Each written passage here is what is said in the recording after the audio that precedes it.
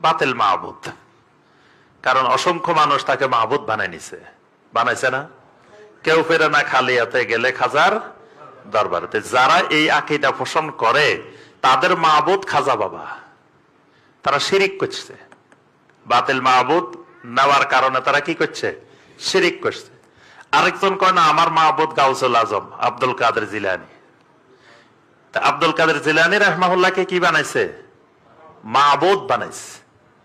যদি কেউ ধরেন বিপদে আপদে পড়ে ডাক দিছে ইয়া গাউসুল আজম, তার অর্থ কি? সে গাউসুল আজমকে আব্দুল কাদের জিলানীকে কি বানাইছে?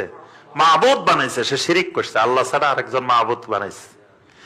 এইভাবে কেউ কেউ গাছকে মাহবুদ বানাইছে, কেউ কেউ পাথরকে মাহবুদ বানাইছে, কেউ কেউ কুমিরকে মাহবুদ বানাইছে, কেউ কেউ গজার মাছকে মাহবুদ বানাইছে, কেউ কেউ শৈল মাছকে মাহবুদ বানাইছে, কেউ আগুনকে মাহবুদ বানাইছে। কত বাতিল মাহবুদ জমিনে, এখনো হাজারো বাতিল মাহবুদ আছে।